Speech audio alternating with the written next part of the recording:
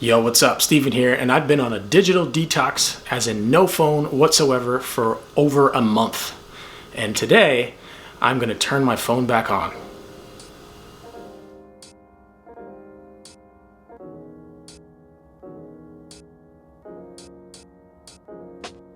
So let's jump in. I wanna break this down into three different categories. Things I learned about myself, things I learned about the world, and things that I learned about the future.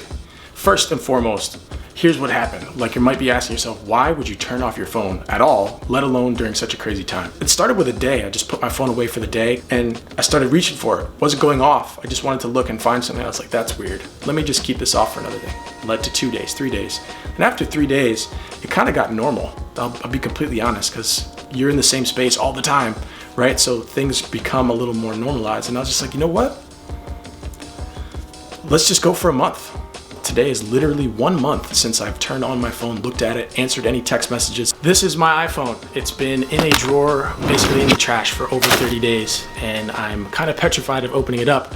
And the only reason I am is because I have to get on an Instagram live with one of my partners in Greece, and we're gonna do a training on selling and stuff like that, and some mindset stuff. So I need to be able to at least look at my phone and see what that's like before I jump in and start using it for business purposes. So you can see I'm scratching my neck. I'm a little nervous about it. So this is me turning my phone on after a month of not using it.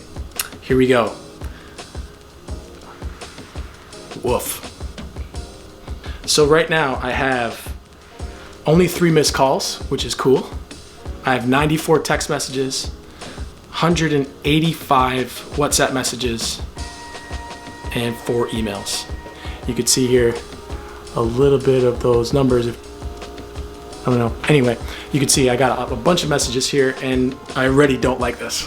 I really don't. You can see I'm squirming. So I got 16 DMs, and I have 1 comment, 1 like, and 1 new person on my Instagram in that time. So I'm popular.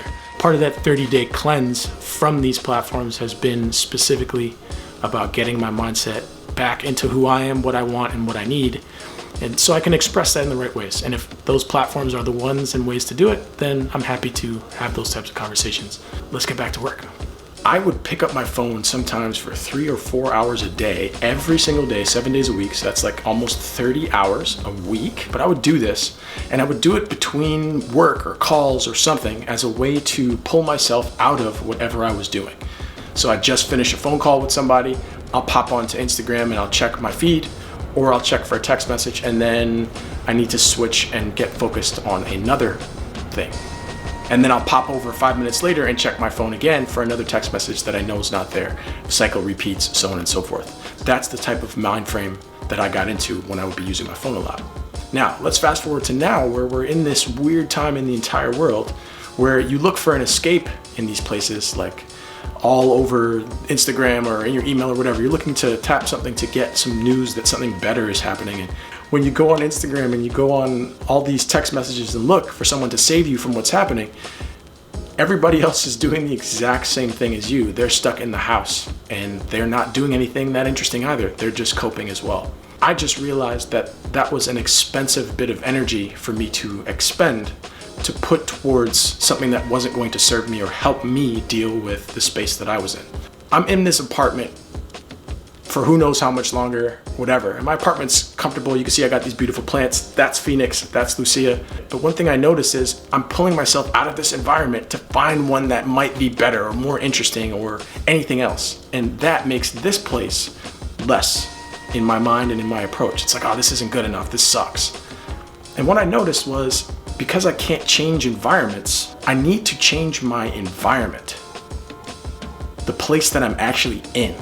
And I need to make this the most awesome and stellar thing that it can be, because this is what's going to feed me and help me get through and help me break through to the next level, no matter what's happening outside.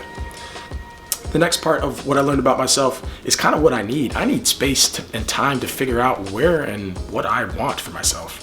This is something that I've put off a ton, and I've realized that I'm not giving enough of my own energy to myself. And for you means I need to figure out the right windows and times where I can be there for myself. And I realized I was neglecting that. So this is a mental health play as much as it is just putting the phone down and getting rid of it for a while. It's just kind of glaring that I'm available and here for myself, and what do I want to do? Other question you might be asking, what about your family? What if things are going crazy? How are you staying in touch? This doesn't sound safe.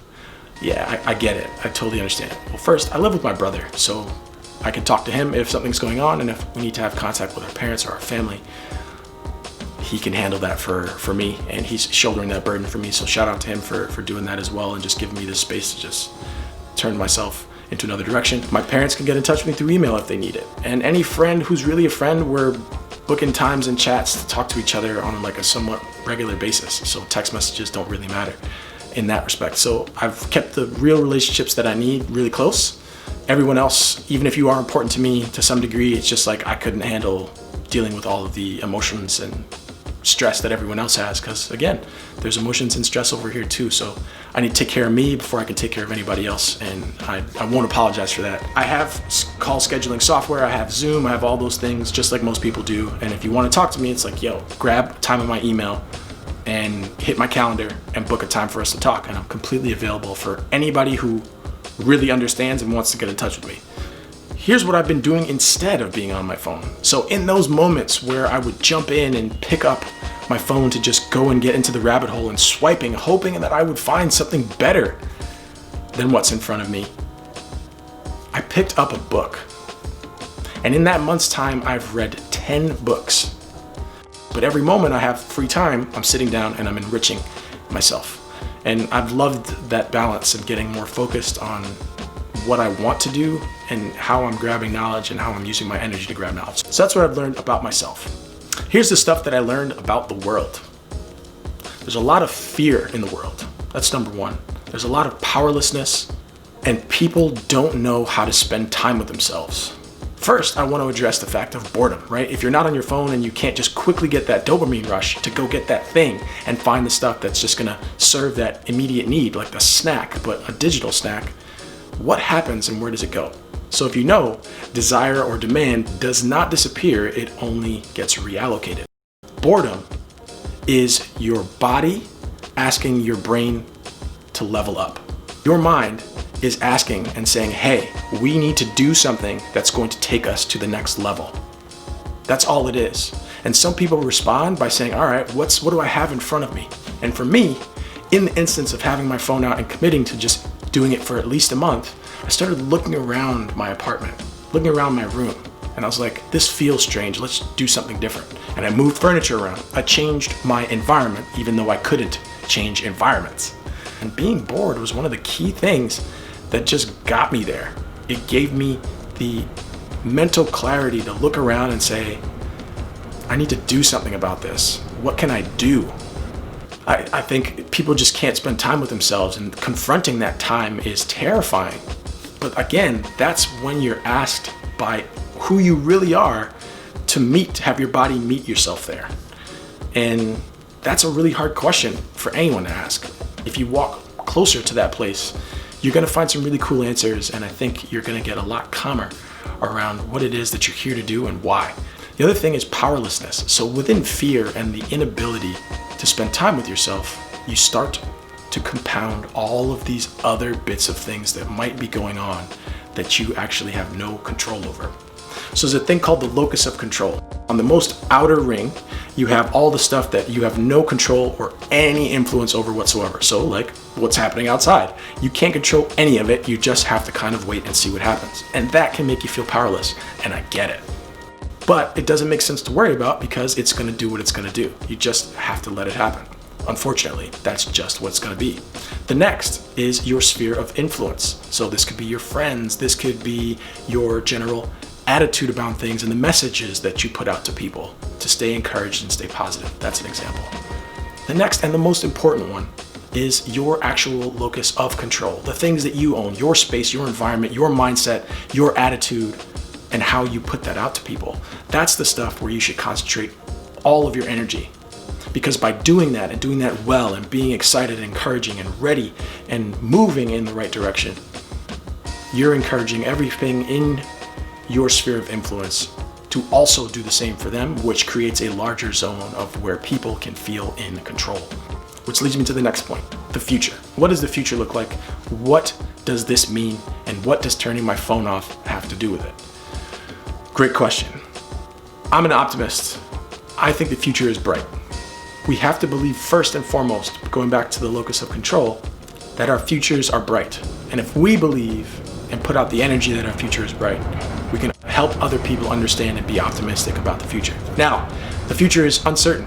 The future has always been uncertain and no one can predict what it is. However, if we are optimistic about that future being better than it is today, and we can come together on that first part of it, that things will and can get better, then we can start to talk about how we can make them better together. I think that applies to life as much as it applies to business. So that's the first part. Turning my phone off allowed me to get back into that, right? So that says the future is me. The future is you, and it is your mindset. It is whatever you decide to do with it. It is how you focus. That is the key indicator of what the future will look like. You can focus on all the stuff that's out there that sucks and is scary. We always can. It might be a little more palpable now. Or we can focus inward. There's a quote by Carl Jung, "He who looks outside dreams, he who looks inside awakes." And that's what I encourage everyone else to do. Turn off your phone, at least for a day. Just see how it feels. It's not going away. All those messages will be there waiting for you. That's the point of them. And if this video has been valuable to you, or you have a comment and you want to tell me how nuts I am for turning my phone off for 30 days, leave a comment below. Please smash the like button and share with anybody else who you think might benefit from this type of mindset and approach to living your day and being your best self. I'm Steven. Please consider subscribing to the channel. I'd really appreciate it. And like I said, like and share with anybody else because it really, really helps the channel grow and it helps me to feel like somebody might actually be watching this. I'm signing off for now. Continue to be well and take some time for yourself. Like I always say, if you can't take an hour for yourself, you have no business giving an hour or 8 hours to anyone else. Talk to you soon.